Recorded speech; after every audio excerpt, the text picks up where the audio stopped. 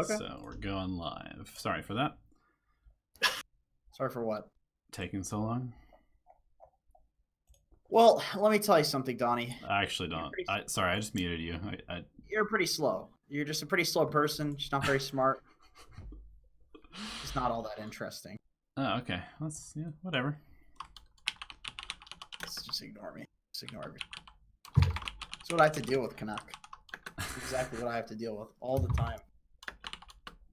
I'm not sure who's dealing with who. I'm sure. All right, Canuck. Now I can ask you because we're streaming. How's life? How's the pubs going? I see that you're climbing. I see your MMR. I'm watching. Life's been busy, man. My MMR is actually down quite a bit. Is it? Are you sure? Yeah, I think last year around this time it was like 63-ish, and right now it's solid 5.9. Oh, you know what? Maybe it's the support rank. Maybe it's because you're calibrated on. Are you calibrated as a support? I'm calibrated as both. My core is actually higher. Is it? Yeah. Jesus, I'm losing. Yeah, I think last year though it was did they even have ranked medals back then? Yeah, they had ranked. I think so, yeah. Yeah, for sure. I don't know, maybe there's just less players, I don't know.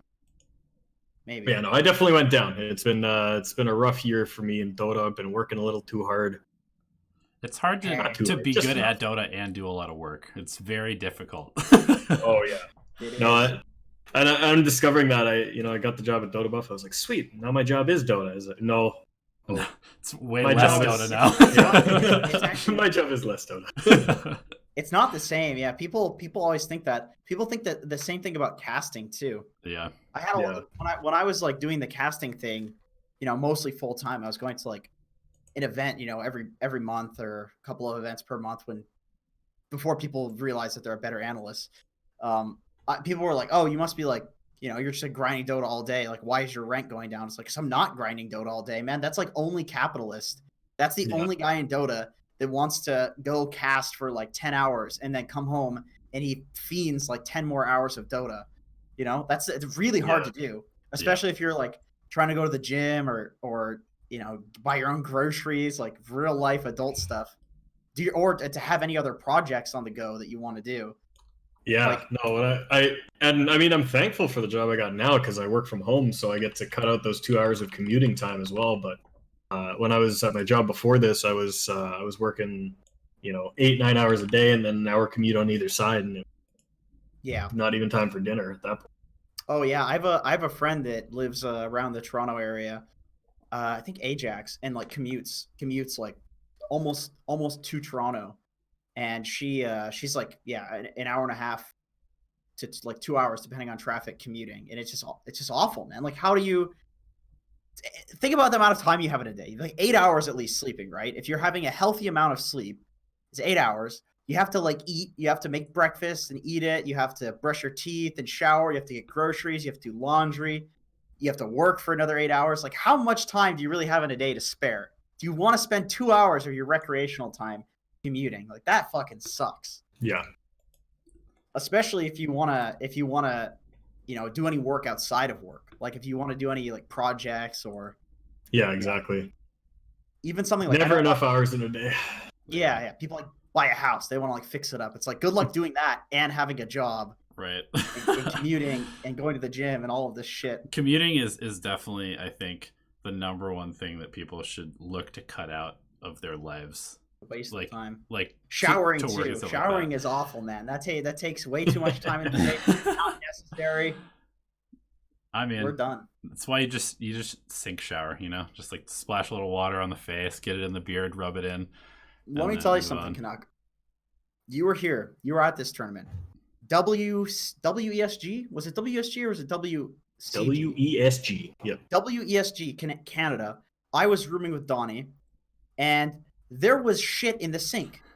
Donnie somehow got shit in the sink, and I realize now it's because he just combines these different elements of the bathroom. Just uses the sink for everything. He shits in it. He showers in it. He cleans his hands with it.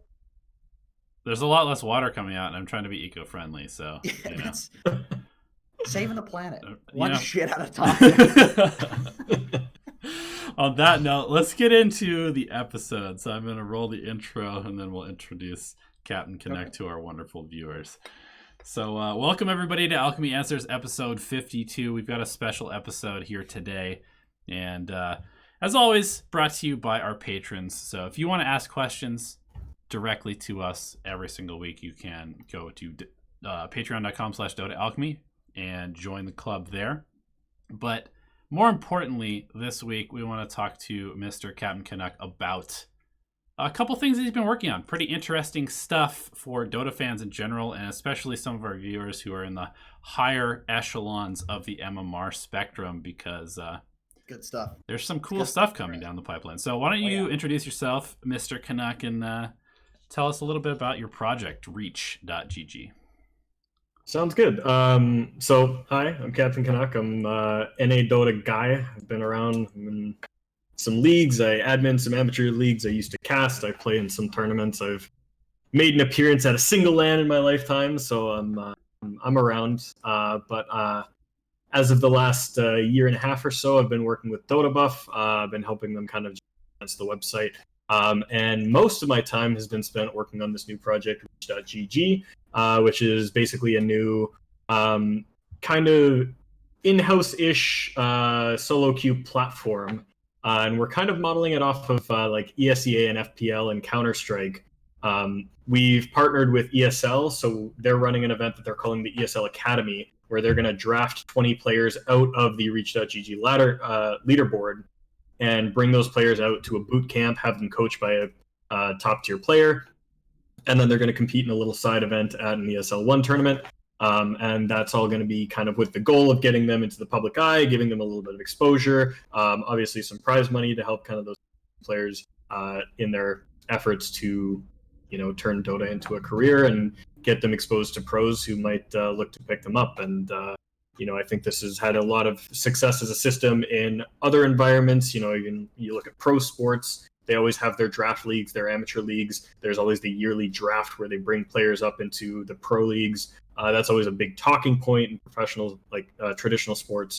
And then, in Counter-Strike, you kind of have this thing where top-ranked FPL or ESEA players are notable for being big on those ladders. And then, top teams can pick them up basically right out of that. So ESL is looking to kind of create that upper feeder league into pro play, and we're supporting that by developing the platform that everyone can play on and earn points in and rank up on. That's super cool. I have some questions. Sorry, I just wanted to say something real quick. Well, that's actually far more important than that, though. But anyway, you may continue. I was just going to say that we also kind of, have you done any modeling of this after sort of like what the Chinese scene is doing a little bit as well, like as far as like the progression system for people? Because the Chinese Dota scene has actually had a pretty good record of bringing up new talent, like far better record than the Western scene. Like RNG was, I think, 3 out of the 5 or 4 out of the 5 players had been exclusively on like their youth team earlier, like a year ago or something like that. And we see it with like Newbie, CDEC, of course, used to be, I think, LGD's youth team. LFY had quite a bit of success and some really good players. So the Chinese scene has done a pretty good job of bringing people up, but it's just been super lacking in the West. Yeah, and we're not modeling it strictly after that, because a lot of those Chinese development leagues are team-based, and they actually have the organizations finding and scouting these players off the leaderboards and then forming their youth teams, and then those teams play within those development leagues. So it's a little bit different in that for this, we're basically aiming to run it as a solo queue platform where it's basically a replacement for the leaderboard. But then we have a lot of prizes and opportunities at the top end to kind of pull people up. We did actually start this project by consulting with a number of teams who were looking to, get a youth or a development team going. There is definitely interest in that. But the big kicker was that Valve stopped allowing teams to field multiple teams under the same organization banner. So it was an issue for the organizations in that they couldn't field a team, and if that team got good enough, they would have to sell it off. They would have to liquidate it or get rid of the assets, which is which makes a lot less business sense. Yeah, that kind of sucks actually in retrospect. Never thought about that. Yeah, because you look at like the two VGJ teams, VGJ Storm and Thunder. They both participated in TI, and right after that, Valve was like, "No, we can't have that. That's a conflict of interest." And the so actual Vici team was there too. So there were three Vici gaming teams at the same TI. Yeah. So Valve kind of cut that out, and it meant that those teams had to scatter and find new orgs. Storm ended up going to Forward and then to Newbie. And the Thunder team is now JStorm. So they just, it doesn't make a lot of sense from the top end business perspective now to field lower tier teams. And in China, just because they're so regionalized, it still kind of works for them. Because it's less global, those teams, you kind of know when you field a junior team that it's not going to be competing for your qualifier spots or for your major spot.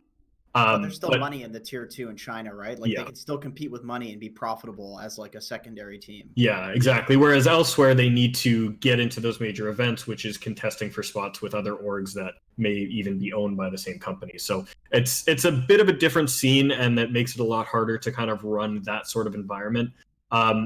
Just in my loose planning on notes, there's nothing concrete, but I have had it in my head that I really would like to turn Reach into at least a scrim finder at the minimum, and even better a team league down the line. But that's just my own brain dreaming of the future. We don't have any current plans to support that. Cool. All right, I have a question. Tell me if this is reaching too far, so to speak. Got him. No, but seriously, tell me if this is taboo, because I'm just curious. Can you tell me? There's obviously like a lot of money involved with like the prize pool. Can you say anything about like where that's coming from, and like if there are any, how are you getting that investment back? Just like totally out of curiosity. I have Yeah, no worries. So ESL is putting up the prize money, and a lot of this comes from their belief that they can turn this into a broadcast. It all comes down to the ESL Academy. If you look at their initial announcement that happened at Hamburg last week, the ESL Academy is going to be a broadcast product for it. They're going to do some filming of the games. They're going to be streaming the players. They're going to do a bunch of content around the players developing and being coached before they go to the Academy event. And they've got sponsors involved in that. I don't know what their current status of sponsorship is. I haven't reached out to them, but as per the announcement last week, DHL is a big sponsor in that as well. Okay. So they're looking to turn this into a broadcast product. And on our side, we're also this is also going to be a subscription service at launch. It is bundled with DOTABUFF Plus, so your $6 a month gets you both DOTABUFF Plus and Reach access. That's a good decision.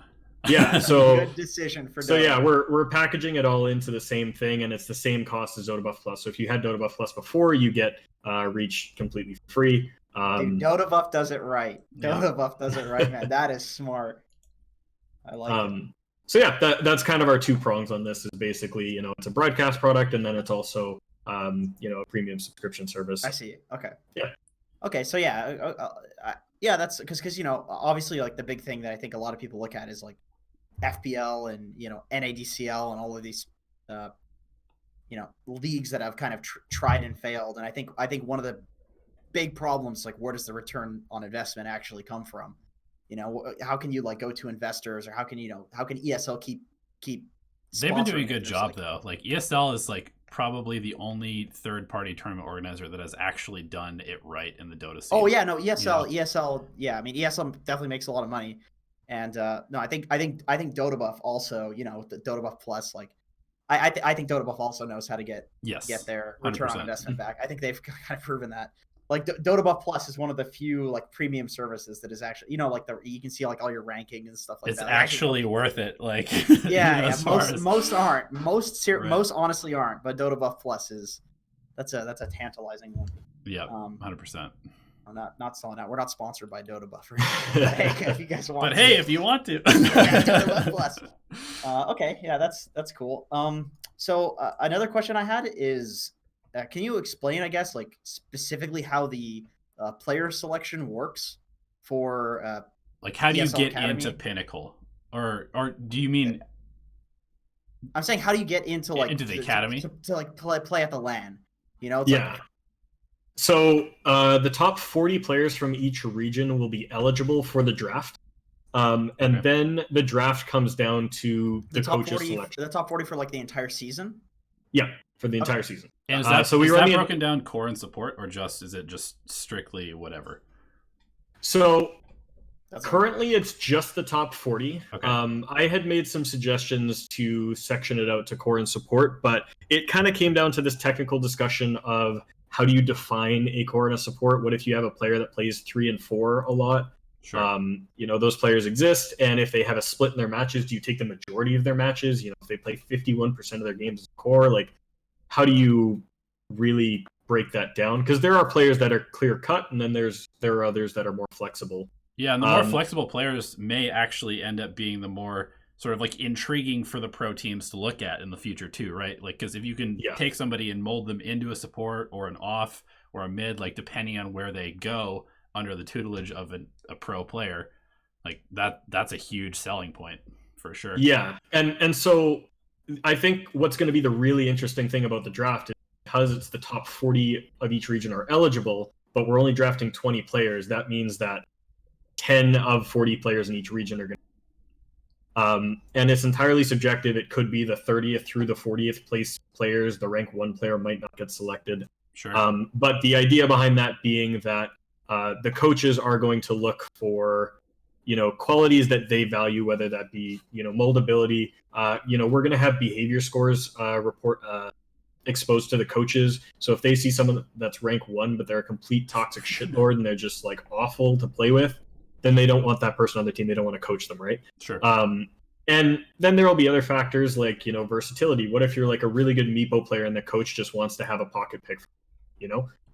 Something like that might be valuable. So I think that's going to be a really interesting point about the league. And I don't know the exact plans, but I believe ESL has some plans to run kind of like lead up to the draft content where they kind of, you know, power rank the players or say this guy might go first because he's got you know, this specific value or whatever. Dude, that's some hockey football stuff. This is some real like this is like real sports. Yeah. I like this. I really like where this is going. Man, I've been saying for so long that there's so many good things in real sports that esports can draw on, and everybody's always like, oh well, we're trying to be too much like real sports with like professional broadcasters and like suits and ties and, you know, these big like studios, but that's not the important stuff from real sports. The important stuff is like the development of players, like creating coachable people that can actually be on a team, like psychologists, support staff for these teams. Like that's the stuff that sports does well because they've been doing it for so long, and that's the kind of stuff that esports really needs to bring in to like take it to the next level.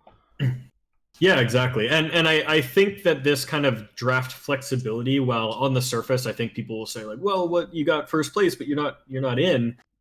You know, that's might be a frustration, but at the same time, there's also all of those kind of intangible qualities as well. You know, really good communicators are much more valuable to a pro team than somebody who might just be like 200 MMR better as like a mid, like high skill, right? You know, just pure reflex player, right?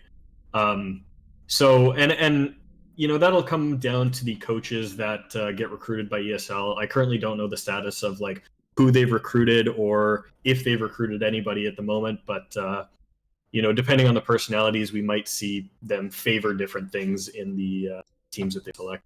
Dude, and oh my god, there's so many. Sorry, I'm just kind of going off, but there's so many cool things that they could do. They could bring back like historic coaches, like Dendy's not on a team. Dendy's the coach for this one. You could have like Loda be the coach. You could bring back like Bulldog as the coach or something like that. You could really pull in so much different stuff from like Dota's history to build this out. So it's going to be really interesting. Montana as a coach. Yeah, exactly. TC as a coach. legendary player. Yeah, no, it would be super interesting, and I'm still waiting to see kind of what comes out of that. They'll make an announcement at some point. Totally privy to the details on that, but yeah, no, I'm super excited about that as well. Like just being able to see who they rope in and what kind of you know, what they prioritize in finding a team and who they choose to kind of bring up under their wing and stuff. It's going to be really. Is there I guess moving on, is there anything that you've noticed from the first few days of playing that you want to change with the system? Is there any like, you know, you said like Crit and Arteezy were playing, and like Crit went to play a pub, Arteezy kept playing or whatever. Yeah. I mean, because obviously there's going to be something that needs to, you know, it's going to require a little bit of changing and fixing. It's so new.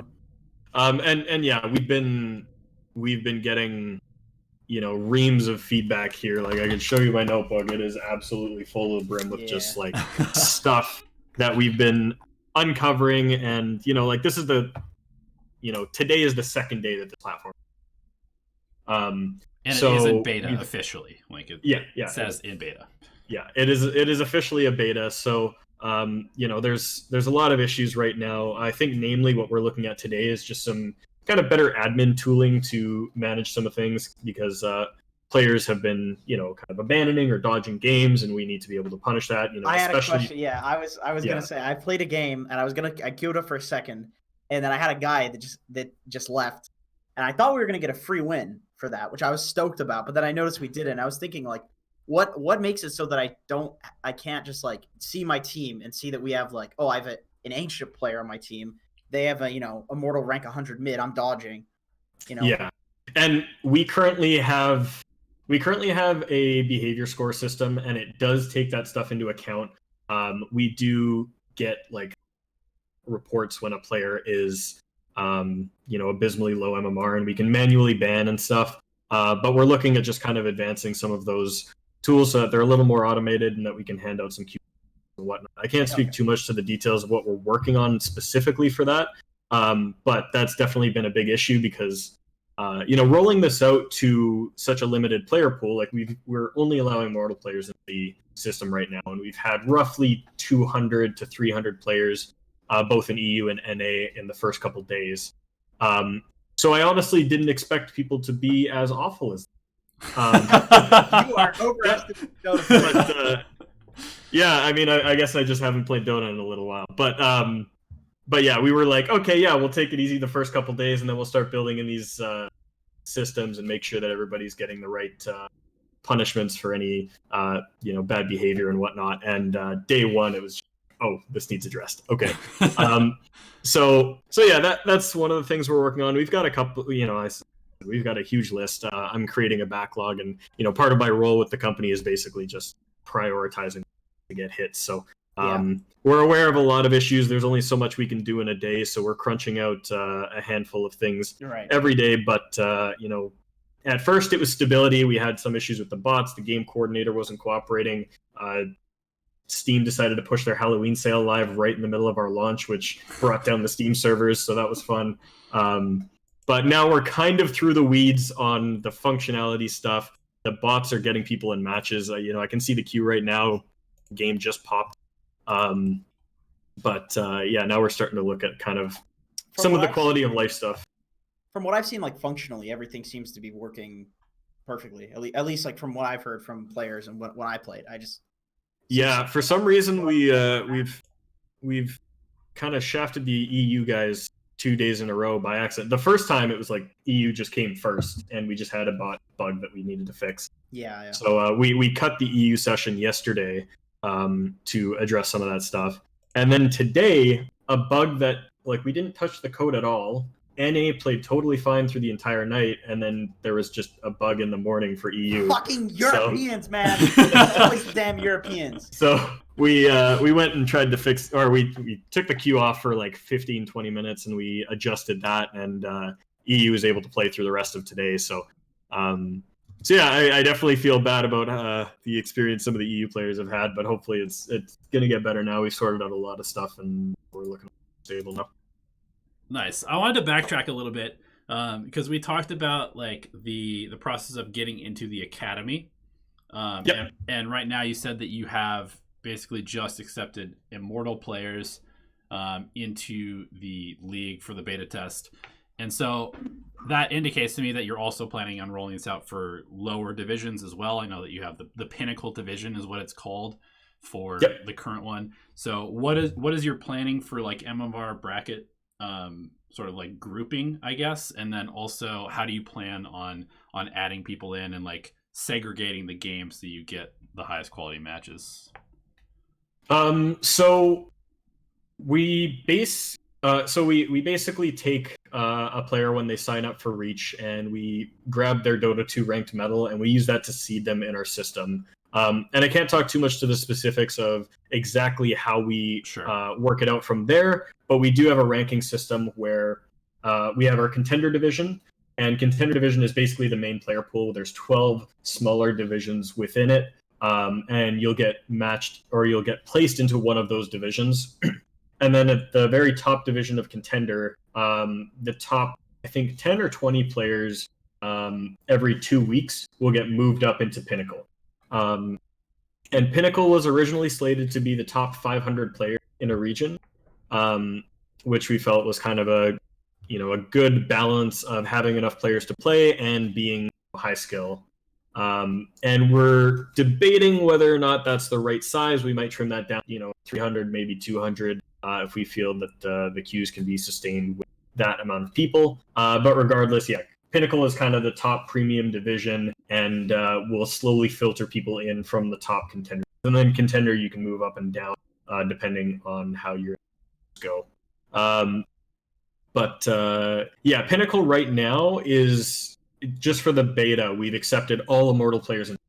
So as I was saying before, it's supposed to be a limited 2 to 300 player or 2 to 500 player window.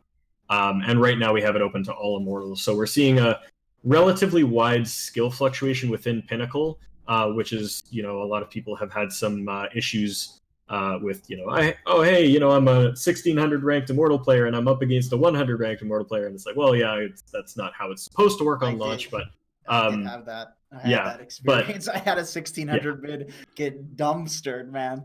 Yeah, it was rough. So that's kind of the situation we're in right now, where just to get enough games in the beta, we've opened it up to a wider pool, being all Immortals. We were hoping that most of these players are within a reasonable enough skill range that our games end up mostly okay, and then from there we can kind of trim it back in as we open up the system to more and more players. Right, that makes sense. You're just like basically brute force testing, just to get all the functionality working to make sure that it's all there. Yeah, that makes sense. That was actually going to be my next question.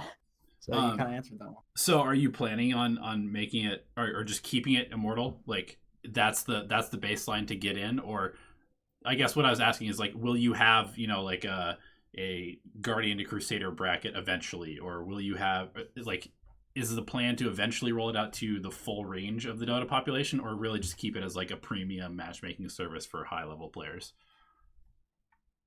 Or are you left to speak on that? Sorry, can you restate it? I actually got a message from somebody at work. That's okay.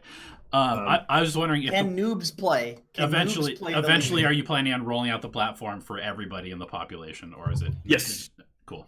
Yeah. So when Season 1 launches, we're running our beta season through November.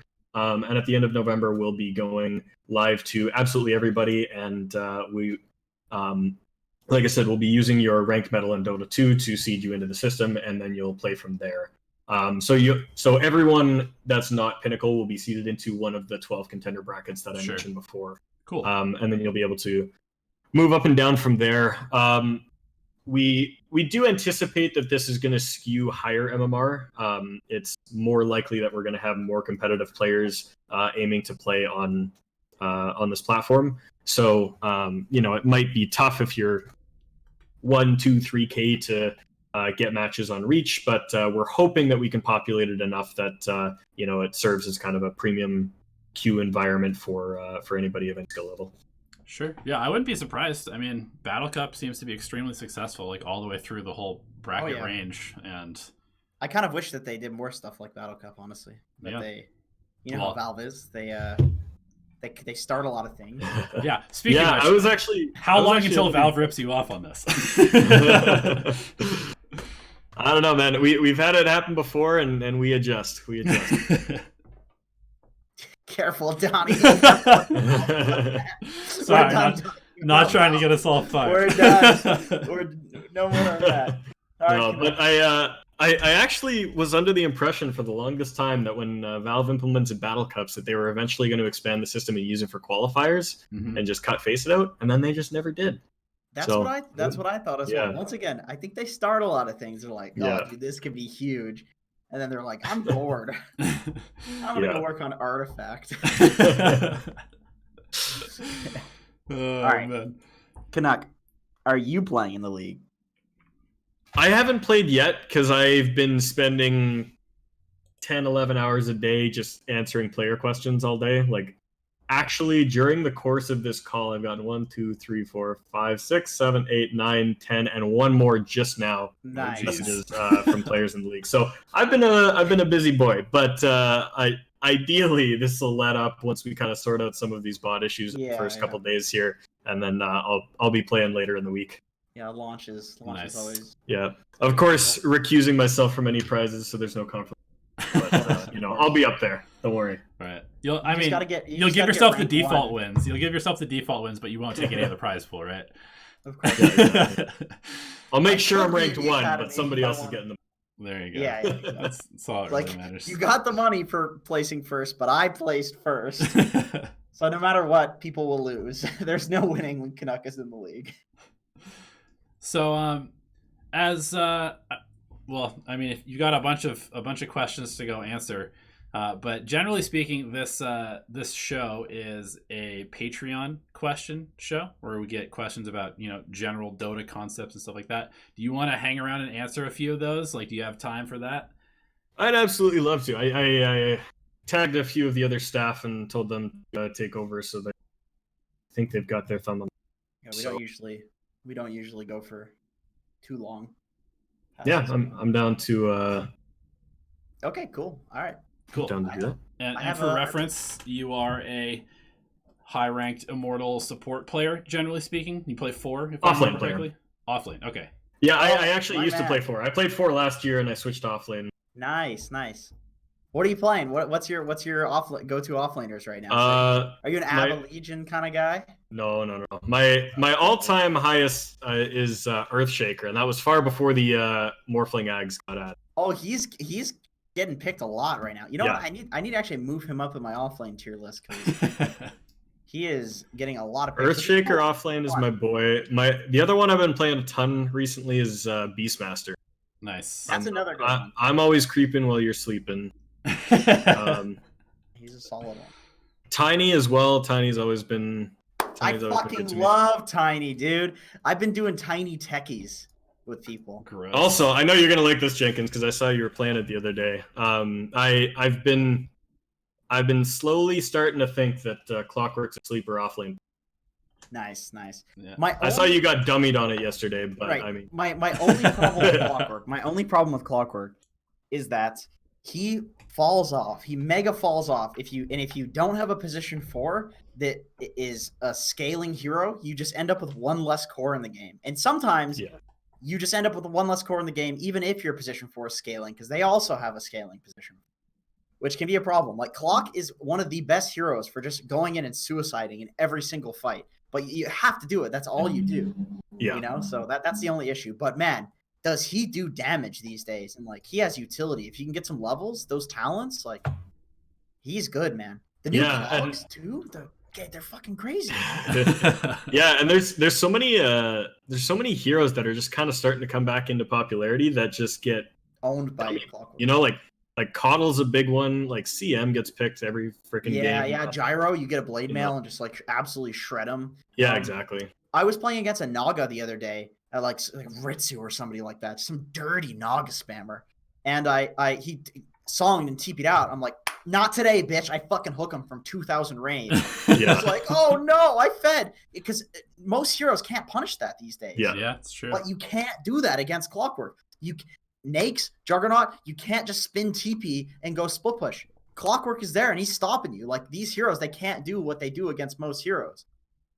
But that being said, still has some problems. He's not like S tier, but I think he's pretty. Yeah, no, I think he's a sleeper hero ready to come back with like 2 little buffs, Yeah, I think if he gets like a little strength buff or a little like mana regen buff or something dumb like that, he'll I be agree. I agree. Sure. He's like really close to being S tier. Like really fucking close. Any other heroes? Any other weird ones? Looking through my match history here. Have you tried Veno? Veno, I have a weird relationship with Veno. Like Okay. I always want to play the hero. He always seems fun to me, and then I just get dummied. Like I feel like if I play it in pubs, the team doesn't know how to play around me, and then I just get picked off by those heroes that don't care about Veno, like a Spirit Breaker. Oh, the Like Weavers it's just like and SB. yeah, it's Yeah. like you pick Veno off lane, and instead of like having a 4 that sits around you and protects you with stuns and helps you push the tower, you get like a jungling Mirana, and then you just get tri-laned and you die over and over. I actually the like. worst I experience tried. ever. I tried Veno Enigma, and you just have the Enigma like deny every single range creep, pull the lane back to the Veno's tower, and then the Veno just jungles the hard camp and like farms in front of the tower, and get solo XP, and then Enigma gets solo XP. He farms a Dom, you farm a pipe, and you just run at towers. Like that shit is so cancer, especially with the new pubs. You can like duo queue with the pause 4 Yeah. and just do that. Win every single game. It's pretty dirty. sick. Yeah, it's dirty. My Yeah, other hero that like I'm really itching to just get that little bit more there, like the kind of clockwork territory is Lone Druid. I love playing Lone Druid. Like Lone Druid and Beastmaster, like the minor micro heroes. I used to play Brewmaster too. Like just the heroes with a little bit of micro. I love the shit out of them. Lone Druid, I've been waiting for him to come back, but he's just not quite.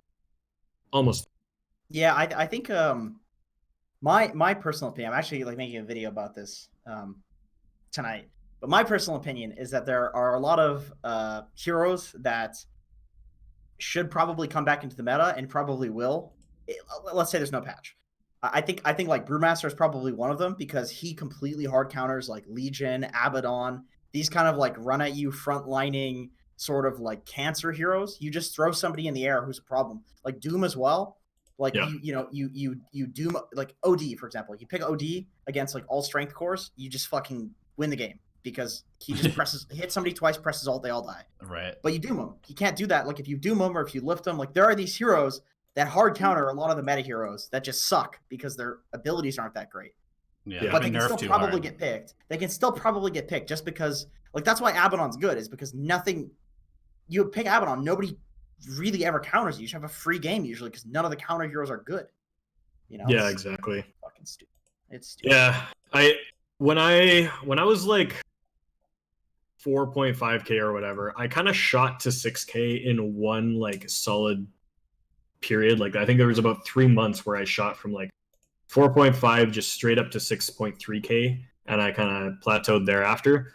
But that was like, I don't know, I just figured something out about Dota. I don't know what it was, but I just like skyrocketed.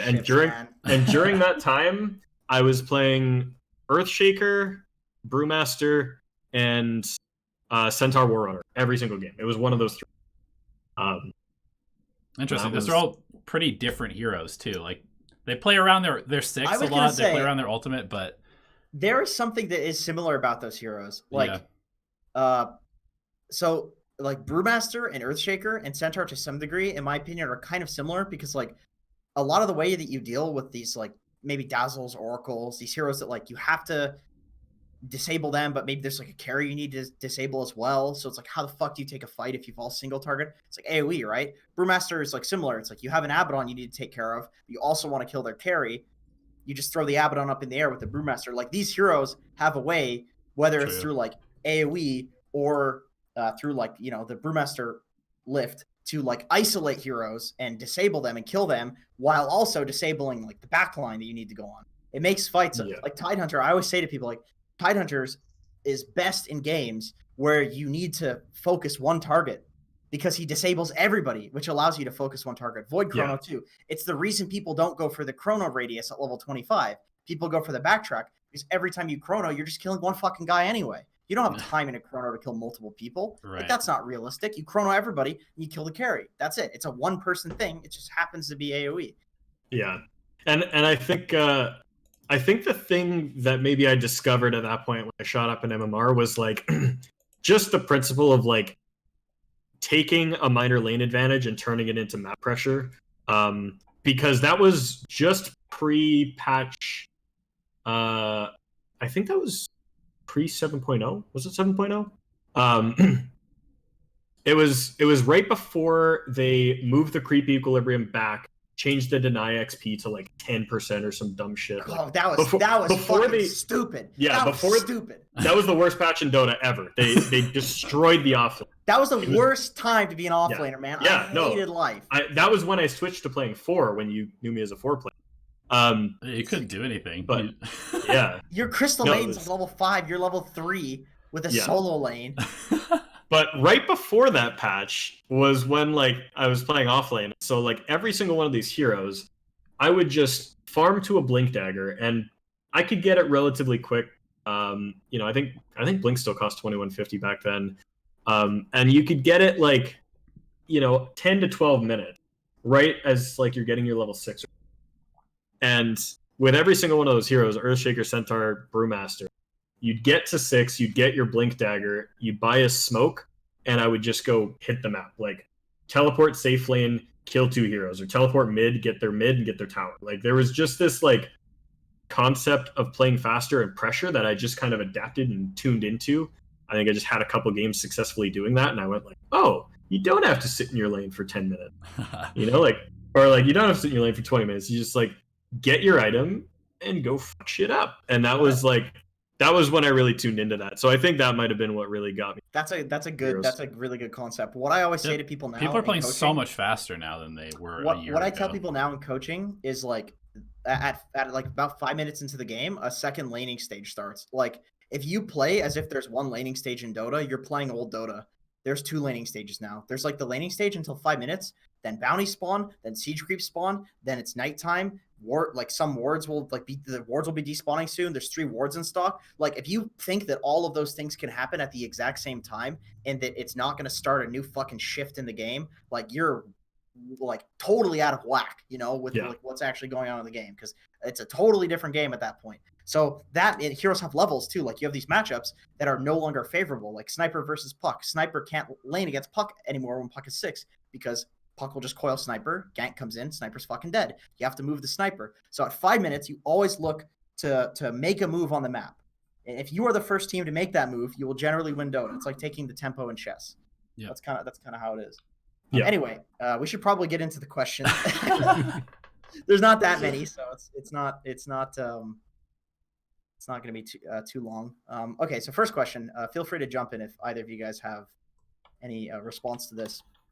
If you lose your lane as a lane dominator support, this is Vicky asking this, that does not have a wave pushing ability, what should you do to come back into the game, or is it just over? If you're playing a lane dominator, well, Undying. I'm assuming this is referring to Undying. Undying, Ogre, one of those 2. Yeah. You guys are. I'm not a support player. Man, this one's so hard because I passionately hate Undying for this exact. Yeah. You know, like.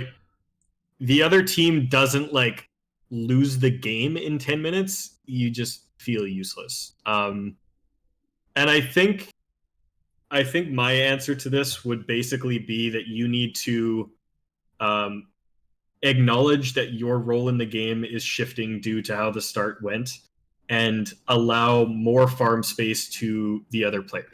You know, if say you're a 4 Undying and you've got a 5 CM, you tell your CM to take the lane.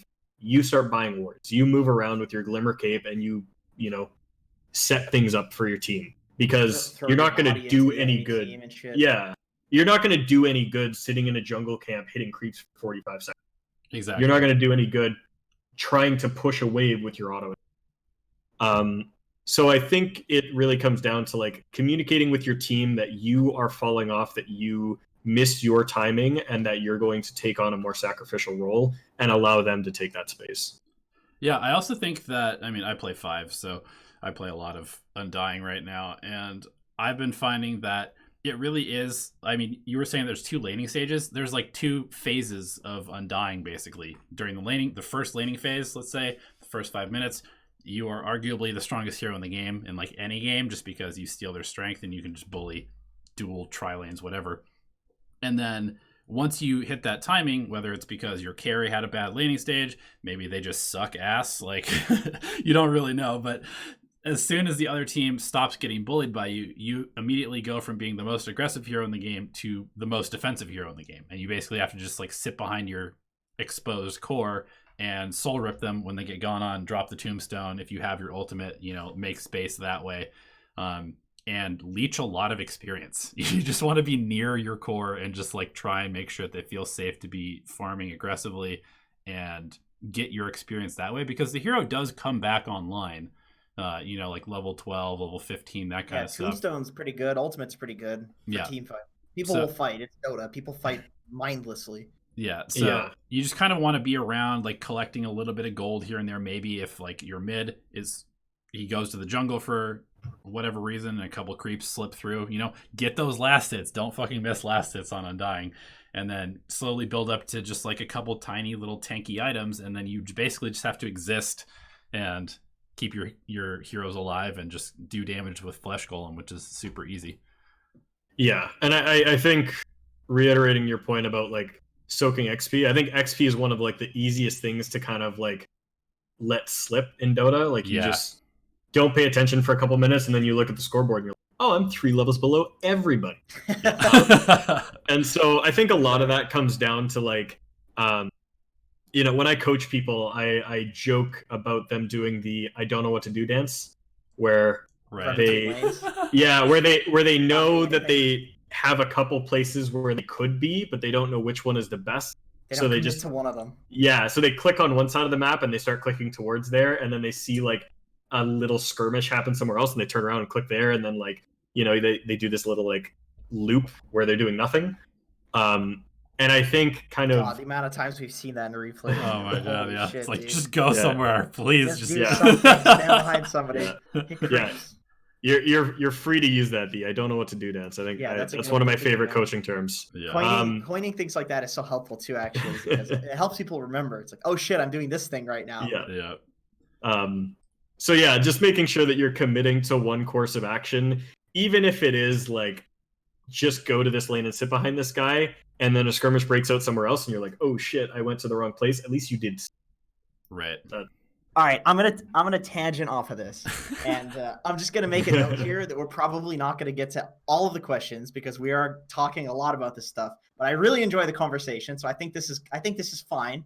We'll get to the other questions we missed next week.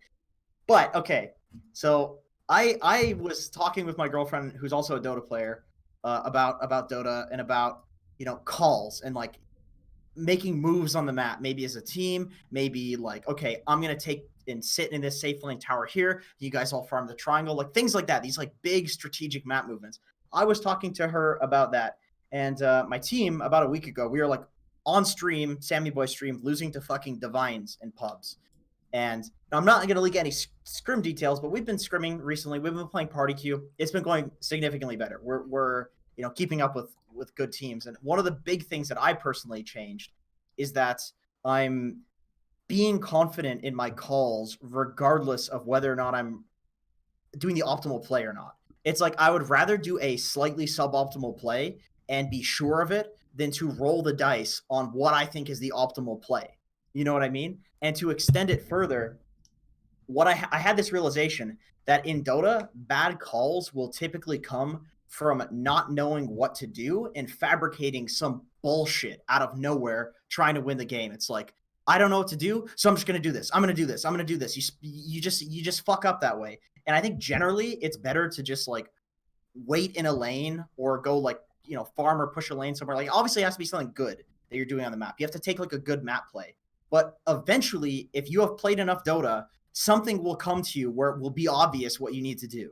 I'm Shadow Shaman now. I have Serpent Wards. I need to run to this tower. And I really feel like if you wait for those thoughts, those ideas, and you stick to those, and you just trust yourself, you're never going to make bad plays. Like if you think I could go to this lane or this lane, and they both seem like good plays, and you just do one of them, I fucking guarantee you will not end that game displeased with your plays. If you are displeased with your play, you will think, oh, I needed to do the other one, and then you will improve for the future.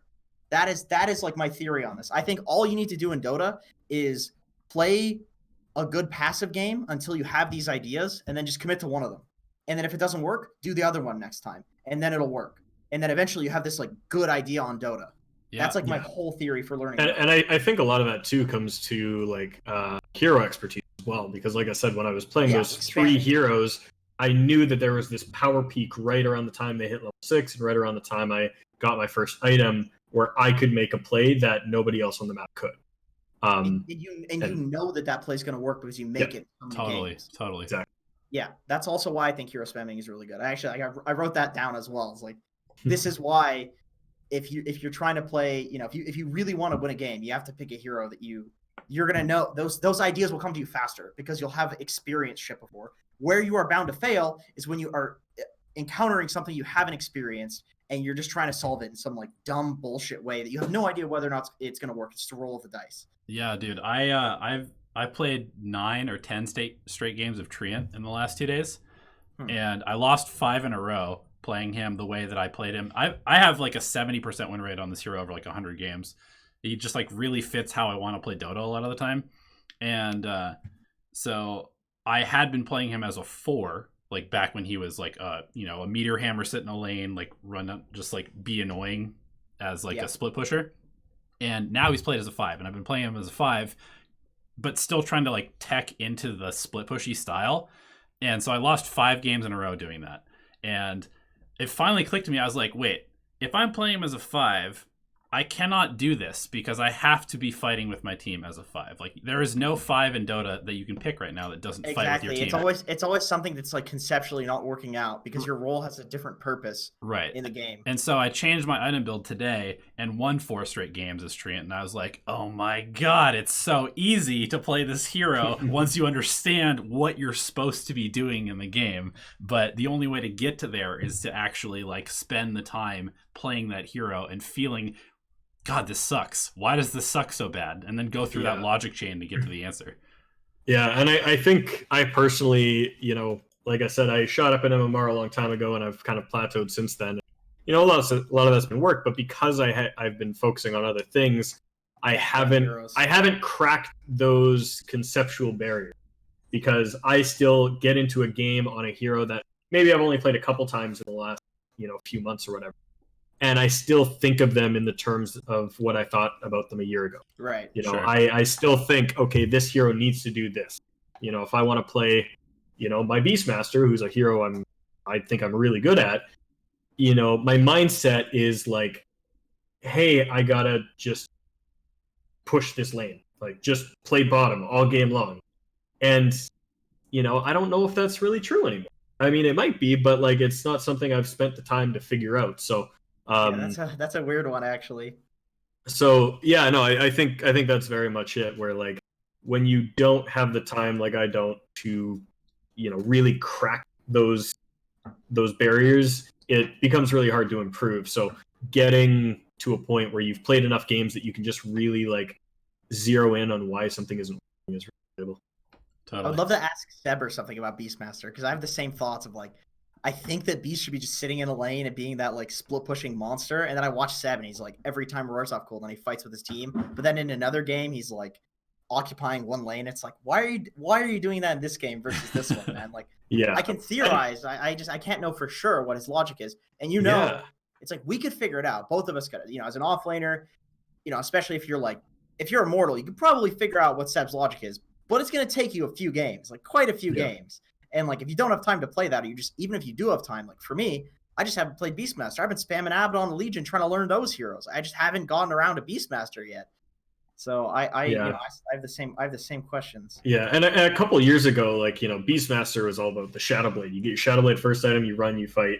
And now, like there was a period where I think I played him a lot in just kind of that stick in the lane, run down the lane mindset. And I think I played a lot of heroes like that too, because that was back when Pugna and Necrophos were really viable offlaners.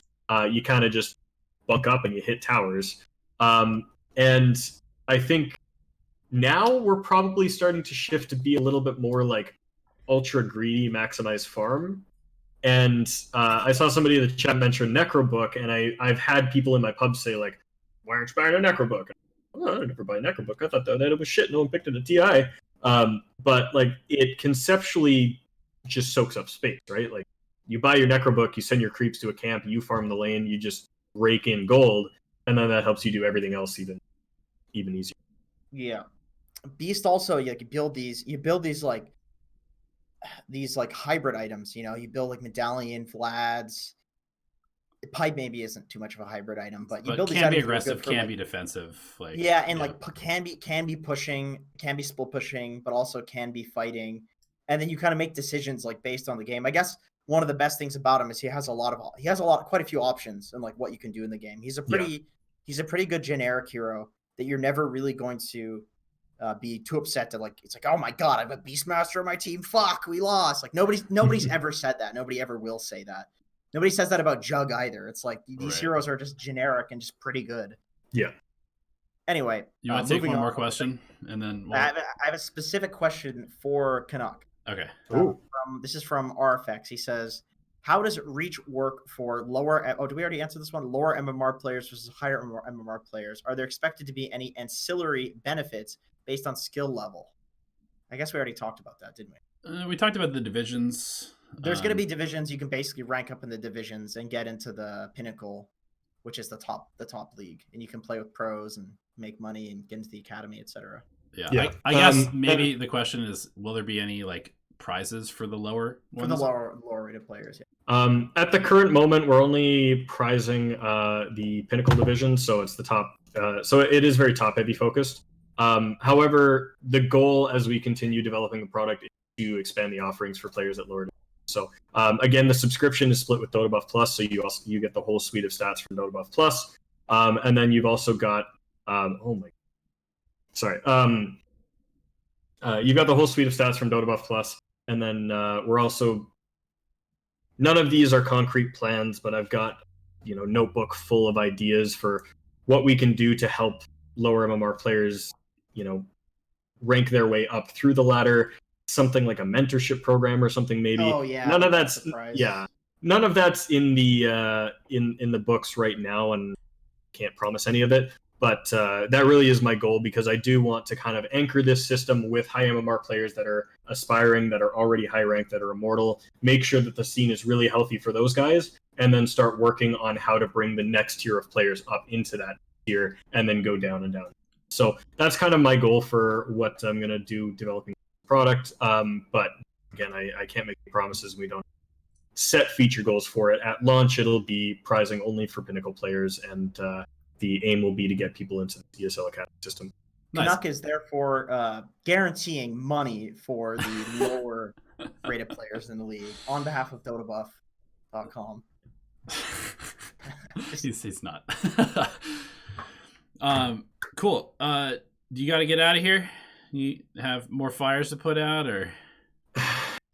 I gotta get out of here. I gotta go pick up my mom from work, man. I think one game that went particularly poorly just ended because I had 6 people all message me at once. That was that little hesitating, oh my god, that I just because I was busy in my train of thought, and then just boom, boom, boom, boom, boom. Oh message. man. I gotta go deal with Sammy Boy. Right on, man. God. Of course you do. Of course you do. Oh, I gotta go deal with Sammy Boy tonight too, man. Let me tell you. All right, man. Well, thank you so much for joining us. Go ahead and just tell everybody, since we've got a lot more people watching now, like what the platform is and where people can, I guess, follow you, and we'll get you out of here. Sounds good. Yeah, thanks for having me, guys. So yeah, to everybody out there, I'm Cptn.Canuck. I work for DOTABUFF and now reached.gg. We're a new tournament platform. We're partnering with ESL, and come play on our ladder and top it out. You can win a trip out to an ESL event to play in an amateur event and get coached by pros. So it's going to be a really good thing. We're working through a lot of issues in the beta right now. We're kind of working with a limited test group and just constantly getting updates and feedback and working on just the stability of the website and the way the systems work and stuff, and trying to get everything up to snuff for the official launch. So keep in touch with us. I think they posted social media and chat there. So yeah, it's going to be big. It's going to be awesome. There's going to be a lot of opportunities for up and coming players, a lot of tier 2 players. And I'm looking forward to seeing people playing on it. All right. Well, thank you so much for joining us again. Thanks to our patrons for the questions. We'll get more of those in next week, we promise. Good luck in everybody's games, and good luck with your ticketing system. Thank you. And if anybody is watching is Immortal, we have opened the system up to anybody who is an Immortal player already. So if you're high ranked enough to participate, feel free to join us in the Discord and on the website at reach.g. Get in there. Go win those games. We'll see you guys later.